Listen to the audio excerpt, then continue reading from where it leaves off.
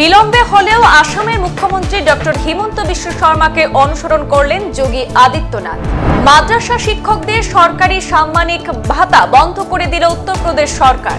সরকারি অর্থায়নে আর চলবে না ইউপির সংখ্যালঘুদের ধর্মীয় শিক্ষা প্রতিষ্ঠান। রাজ্য সরকার সাম্মানিক ভাতা বন্ধ করে দেওয়ার পর মোদীকে চিঠি মাদ্রাসা বোর্ডের। ইউপি সরকারের বাজেটেও বিলুপ্ত করা হয়েছে মাদ্রাসা শিক্ষকদের সাম্মানিক ভাতা। সাম্মানিক ভাতা বঞ্চিত হবেন ইউপির 25,000 সাধারণ বিষয়ের শিক্ষক। মাদ্রাসা শিক্ষা ব্যবস্থার সিলেবাসে সরকার সাধারণ বিষয়গুলো অন্তর্ভুক্ত করে আধুনিকীকরণ করলেও সরকারের সাম্মানিক ভাতা বন্ধ করে দেওয়ার সিদ্ধান্ত গ্রহণ করেছে উত্তরপ্রদেশ সরকার। উত্তরপ্রদেশের মাদ্রাসায় আধুনিকীকরণ প্রকল্পের অধীনে হিন্দি, ইংরেজি, গণিত এবং বিজ্ঞানের মতো বিষয়গুলির জন্য নিয়োগ করা শিক্ষকদের সাম্মানিক বেতন না দেওয়ার সিদ্ধান্ত নিয়েছে যোগী সরকার। বেতন বন্ধ হওয়ার পর প্রধানমন্ত্রী নরেন্দ্র মোদীকে চিঠি দিয়েছেন মাদ্রাসা শিক্ষা পরিষদের চেয়ারম্যান ইফতিখার আহমেদ জাভেদ। অখিলেশ সরকার আমলে বাড়ানো মাদ্রাসা শিক্ষকদের সাম্মানিক ভাতা বন্ধ করে দিয়েছে উত্তরপ্রদেশে বর্তমান যোগী সরকার। আগে কেন্দ্রীয় সরকার মাদ্রাসা শিক্ষকদের সাম্মানিক ভাতা বন্ধ করে দিয়েছিল।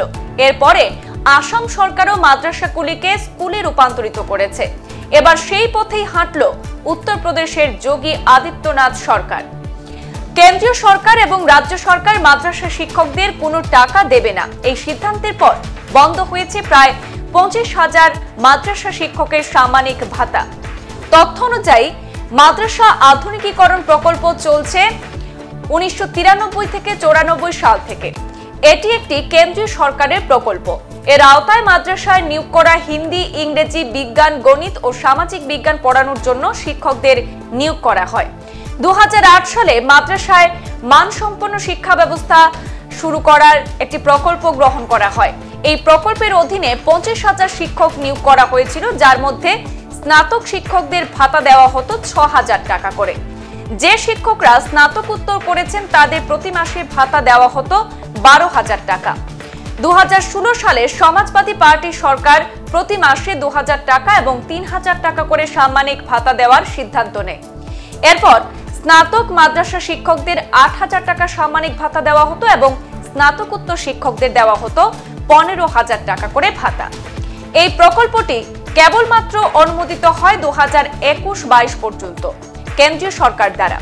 কেন্দ্রীয় সরকার এখন আর সাম্মানিক ভাতা প্রদান করা বন্ধ করে দিয়েছে। রাজ্যের বাজেটেও বিলুপ্ত করা হয়েছে অতিরিক্ত সাম্মানিক ভাতা দেওয়ার প্রথা।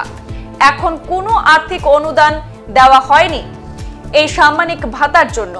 এই কারণে সব জেলায় নির্দেশ পাঠিয়ে নিষিদ্ধ করা হয়েছে সম্মানী প্রদান।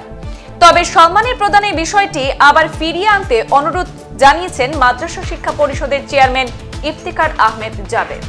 সংবাদ এই পর্যন্তই, ফিরছি পরবর্তী অন্যান্য আপডেট। ধন্যবাদ।